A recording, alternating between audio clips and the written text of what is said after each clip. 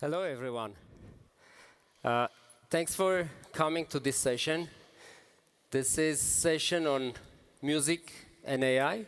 It's called Orchestrating the Future, the Impact of AI on the Music Industry. To me, this is the most exciting session because music touches the lives of every single person on the planet, 8 billion of us. And it was a really exciting for me to have this opportunity to moderate this distinguished panel. I will give some background onto, it's a funny story. Initially, I was suggested to moderate another session. I won't tell which session it was. But I thought it was not as interesting, and I asked, what other sessions do you have? And they told, the organizers told that the only session that's left is music and AI, and I thought that was the most exciting session, so I told immediately, yes, let's do this. So let me start with the introductions with our distinguished guests. First, Sergei Sambatyan. Thanks, Sergei, for the amazing performance that we enjoyed on the Republic Square. It was truly a performance that everyone enjoyed. I heard only excitement about the way the orchestra was performing and you conducting. So let me introduce Sergei, although most of you know him much better than I do. So Sergei is a conductor who has worked with both human orchestras and AI, and AI composers. Sergei is the artistic director, principal conductor of the Armenian State Symphony Orchestra, and also principal guest conductor of the Berlin Symphony Orchestra. Has led performances at prestigious venues worldwide, including Carnegie Hall and Berlin Philharmonic. Those are probably only few places where the audience is more formally dressed than the performance. Hasmik Movsisyan, who we've known each other for a very long time, is an amazing personality. She's working on preserving the Armenian musical heritage in the digital age. She is the founder and executive director of Music of Armenia. Hasmik has been breathing new life into the Armenian music legacy for over 15 years, making sure that even in the age of AI, we still don't lose the culture and always listen the sound of duduk. Matthias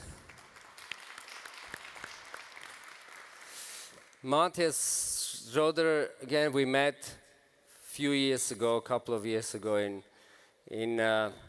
Munich, and we had this chat, and Matthias told that he was working with Sergei and was looking forward to come to Armenia. So welcome to Armenia, Matthias. Thank you.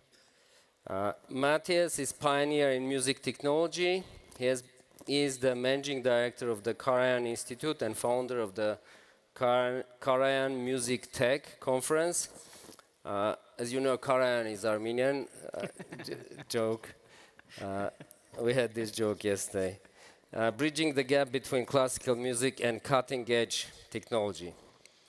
He's probably already working on something exciting, and he'll tell about his work. Nick Yegiban,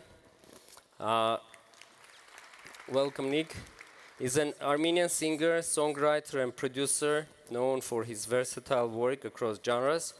He has collaborated with top Armenian artists and has been involved in international projects like Eurovision and X Factor. Yegiban's style blends pop, R&B, house, and ethno rock. And Joel Joel Martin. Welcome, Joel. This is not the first time that you are in Armenia, not even second time. How many times have you been? 5 times. Great. So Joel is a pianist, composer, and producer with 40 years plus career. He has been the youngest competitor in Van Cliburn International Piano Competition. He has worked on numerous Broadway shows, toured worldwide for the last 13 years with 5-time Grammy-winning opera legend Kathleen Battle, and has worked on records and tours with Fergie, Stevie Wonder, Alan Menken, and many more. I should add that what I really would like to bring is the creator of Jazzical Komitas. That's a journey of music celebrating Komitas and Armenia's cultural heritage in jazz and classical. So today we'll be unpacking the promises and perils of AI in music. We'll look at how it might change the way we create, perform, and consume music across cultural and linguistic boundaries. So let's dive into the questions. So Sergey, I'd like to start with you. Again, excellent performance. Thanks a lot. As a conductor who has worked with both traditional orchestras and AI-composed pieces, do you foresee a future where AI could replace human composers for orchestral works?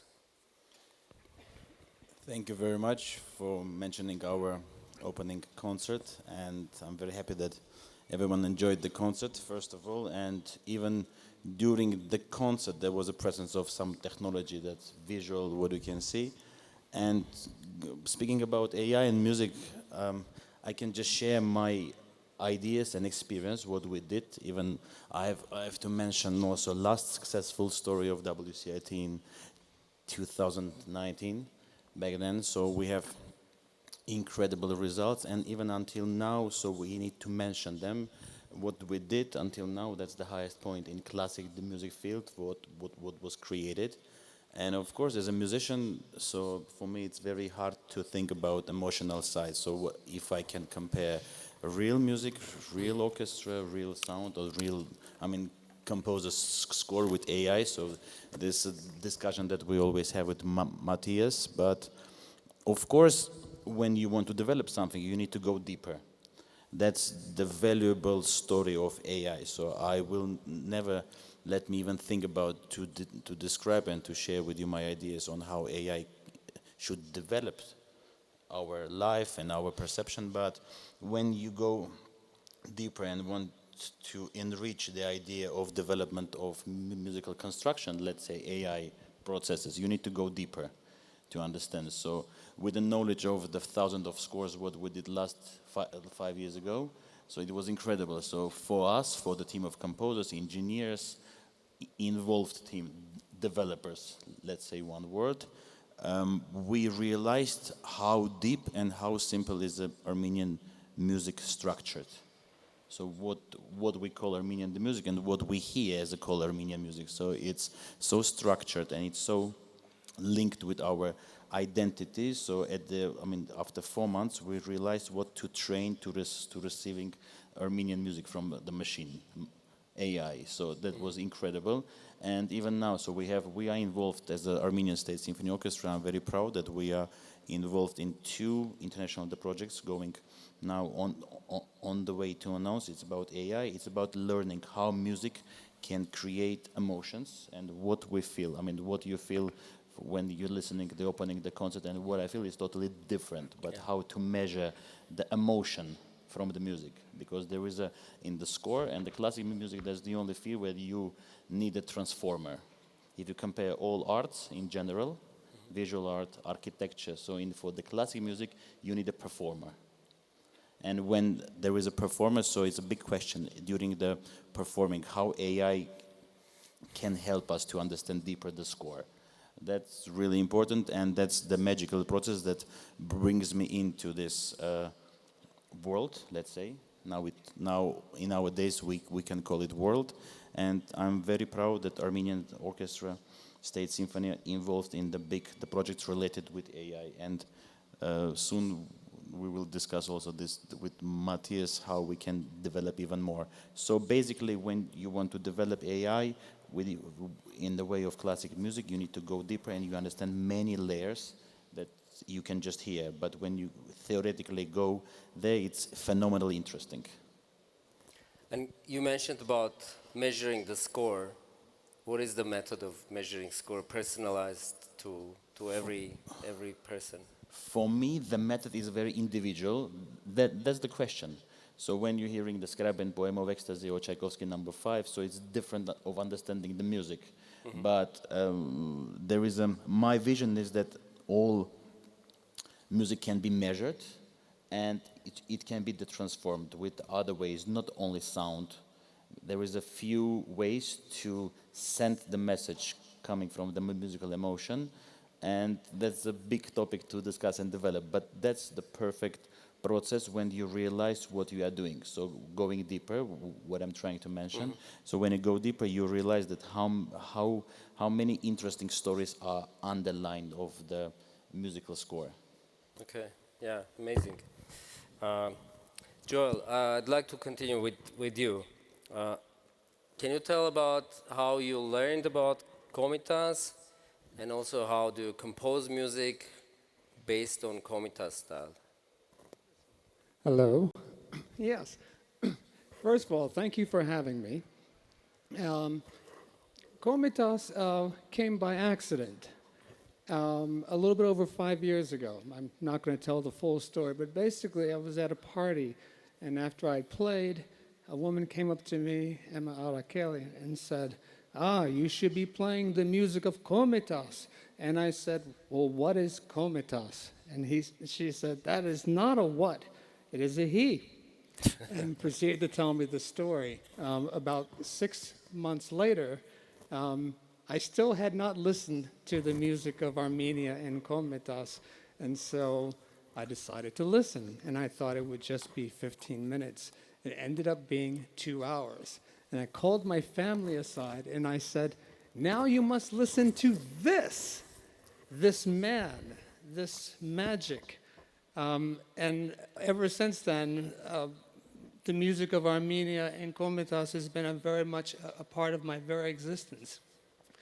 From a music perspective, when I was creating the first jazzical komitas, we used these terms called artificial intelligence, AI. But when I stop and think about what AI is, it is emergent technologies. It is what we use each and every day to create art, to create something that is worth listening to, worth experiencing. And you used all the technique, all the tools that are available, if they are going to serve the musical purpose, in order to create that art, to create that viability that makes it possible for people like you out there in the audience to take in the experience, the sounds, the music, and the magic. When I think of what we do here on this panel, we are like magicians. And that AI technology and all the things that come with it, that is the magic. That's what we get to stir in the pot. And we get to create that thing in real time. It's not like we have to wait 6 years to figure it out. If Stevie Wonder calls or Disney calls and they say, we need to work on this, then the first thing that comes to an engineer or producer's mind is, okay, who's the artist? What's the project? And what tools are we going to use? And of course, we have 4,000 tools available to us at any point in time. But when it gets right down to it, we use our 30 or 40. And then we use other things to help create more magic, more excitement. So do That's you a use- part of what Jazzable Komitas actually evolved into. It's just the use of technology in art. So do you use AI tools in your work, in composing? We use it all the time. Every single time I have to do a vocal take, I am using that technology to clean up the vocal, to make sure that it's understandable, so that that voice communicates not only to me, but to a record executive who is ultimately going to decide whether or not the audience at large will hear this music. Yeah, I'm a big AI fan. I'm a big technology fan. And last question, can you name the woman that told you have to play komitas? Yes, Emma Arakelian. I'm very blessed that she told me about this man and the music, and it just made it so much better for me to create music. That is the very definition of AI in the music business. We get to take what was never there and create something that is beautiful and magical and just worth of everything. Perfect. Thank you. Thank you.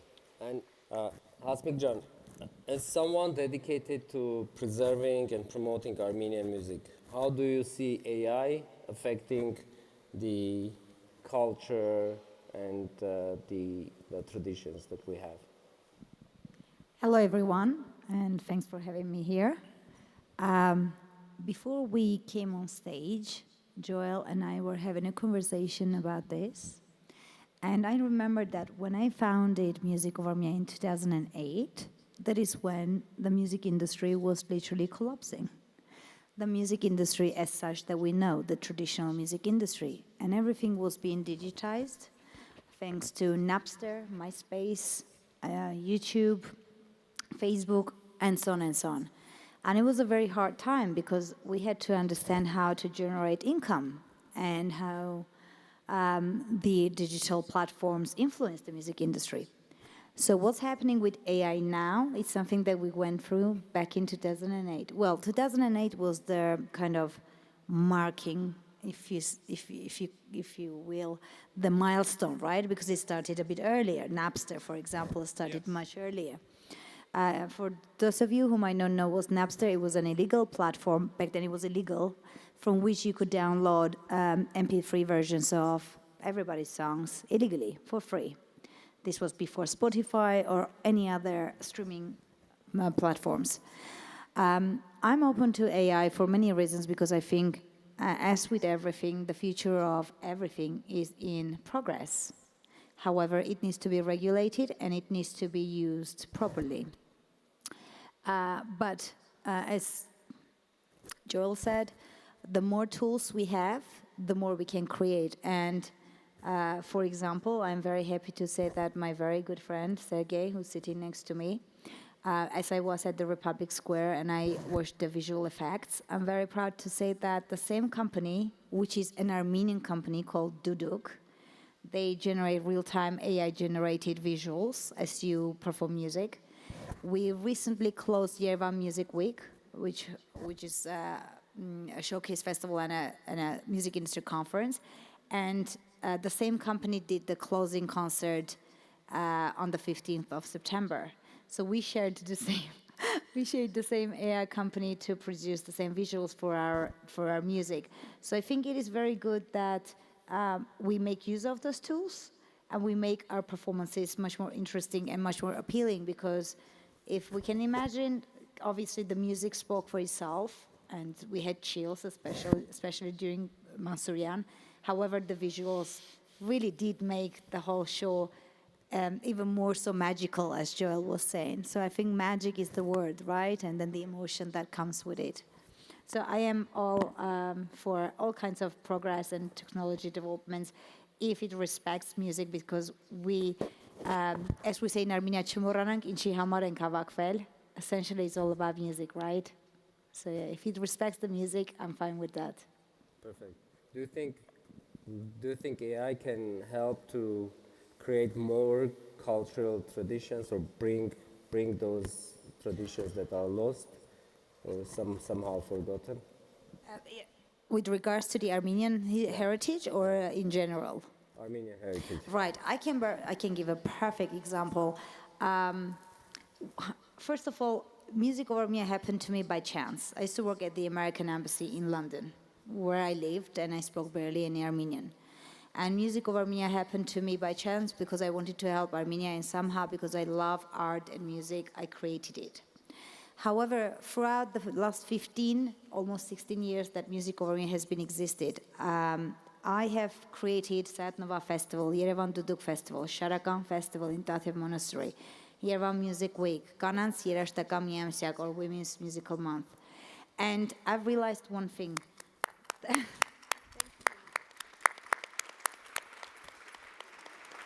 Have been in Berlin with these people, in Stepanakert and in Gyumri. Have worked with Martin during his concert at Dwin. And I've realized one thing, that thanks to people such as, for example, Armen Miran, we all know him now. Back then when I discovered him, when I lived in London, barely anybody knew. Who, for example, uses lullabies by Hayrik Muradian, who performed by Hasmik Harutyunyan, for example, right? These are, or Derdo, Mikhail Voskanyan with Arni Rog. When we use our heritage samples and turned it into modern interpretation, the music goes far along. The youth listens to it, the international audiences listen to it. So I absolutely believe that we have to make use of every single tool we have to preserve our culture. And we do that in all of our works. During Sayat Nova Festival and Yerevan Duduk Festival, we always announced competitions where we said, use a sample of Sayat Nova's music to create a modern piece. And we did the same during Gusan Ashot Festival in Goris, where we took one of his songs and produced and recorded a modern interpretation of it. So I'm absolutely up for it when it comes to preserving our heritage, because then you get to speak to people easier. And that's how Music Over Me started. I was looking for a genocide song that I could share with my British and Czech friends or European friends, because I also grew up in Prague. And that's how it all started, that if you find something that everyone can relate to through music, and it is modern enough for people to like it, make it likable, then you go far, which is what Sergei is doing with, all of the arrangements by Martin Ulikhanyan, a wonderful Armenian composer who rearranged most of the pieces that you guys performed. You just make it more relatable to modern times, that's all. And yes, I am up for it, yes. Thanks. Matthias, you led projects where AI was used to complete Beethoven's 10th Symphony, right? And that's pretty remarkable by just itself. Given your experience at the intersection of AI and classical music, do you believe AI-generated music can evoke same kind of emotions in humans? Yeah, this is a very good question. The question, let me rephrase it a little bit. Where is the emotion in music making? Is it in the score that a composer has created? Is it in the musicians who perform that score?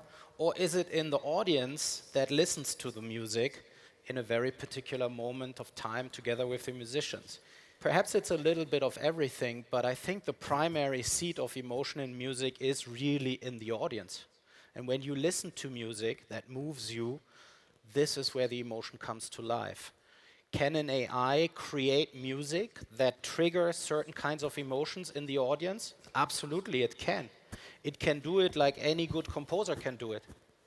And this is a question of applying the patterns that have worked in the past to create certain emotions to new inventions in music and, make use of this knowledge of how music can stir emotions in the listeners. So for me, AI and music is always a rather dry thing where you analyze patterns that have been used in compositions in the past, and then you turn that into something exciting when the machine interacts with the human creators. And I think this is the emotional part for a lot of us musicians. I'm a musician myself. When we interact with something that allows us to explore the past, the musical heritage that we have, in a creative way and turn ourselves into creators of new things. This is where the power of AI is, and that's why I'm a strong believer that AI is the greatest music education tool that we have, in addition to being one of the great tools for stimulating musical creativity. Thank you. And do you think with use of AI, there will be any risk of having homogenization of the type of music that we listen? If we use a lot of AI, will it blend into something average? Yes and no. When you look at the approach that you see in some of the AI companies out there, they grow tremendously big models on a lot of training data. It's questionable if they can actually use all of that training data without paying the original creators a fee. But on top of that, what comes out of these models is often very washed out and soft and really average. So the future that I see is in small models, models that can create from a very small training data set. And this is interesting because now the people who create the training data set, they curate the type of AI, the type of music that is being produced. And then creating the training data set becomes an artistic event in itself. And I do believe that we will see a lot of musicians who have their own personal AIs, and then give these AIs to other musicians to interact, and that's going to be very exciting. Thank you. And Nick, you have experience with Eurovision and X Factor, these competitions. What do you think, how AI might impact these kinds of music competitions or talent shows? Well, in terms of competitions and talent shows, I don't think it is, at least nowadays, it is not as helpful as in music production. But when it comes to music production and what I do, I use AI on a daily basis. All of my tools have AI baked in it. So just like my colleague said, we fix up the vocals, we use compressors, we use equalizers and stuff like that. And all of those tools that we use can be also used during live performances, such as, Eurovision Song Contest. So AI, yeah, AI helps me a lot in, being able to perfect whatever I have, the idea that I have in my mind to make it a reality. Okay, thank you. We have a couple of minutes left. Last question, maybe to everyone, or if whoever wants to answer. What do you think with AI developing? What is the future of music? Maybe we'll start with Sergey. Thanks again. So going into agenda, so it's a little bit different to understand how you can use AI and how you can create the models for AI. So it's different agenda and different the perspective. So it's like kind of interpretation. That's what I'm doing. So how you interpret the score, as Matthias mentioned, so emotion is in the score, in the performer, with the audience. So it's chemistry. I think that the emotion of the performer within the score and the public, so I can call it artistic chemistry. But for example, so now we are working on a project like we call it symphonic AI. That's AI machine, deep machine learning can make the video shooting of the classic music concerts. That's incredible software. It's incredible development. So it's kind of understanding how orchestra works within the score. So just for example, so it can make our life easier. And a simple question, so technology makes our life better? Of course, yes. So we can change our life quality to dedicate less time to things like cleaning the vocals from the tracks and so on. So it's a tool that we can dedicate our time for more valuable things. And of course, I'm happy to speak about also development of AI within the classic music. So yes, we have interesting developments. And for example, if there is a tool can make our life easier to have a perfect recorded concert, that's nice. And yes, going back to your question, it can make our life much easier if we understand how we want to use it. And at the end was the target. All right. Yeah, thank you. Anyone else has a comment? Where pass the No, time? you go. You go first. Okay.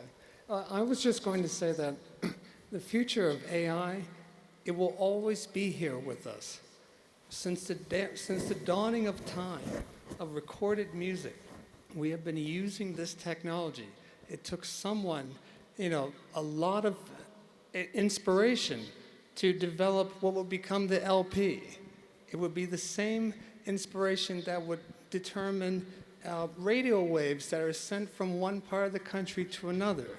It would be the same as the 4-track recorder that the Beatles used to make 128 tracks work on a 4-track machine, or Pro Tools, or any of the software or things that are used, or all the tools that are used to build AI for classical music, for the archiving of music.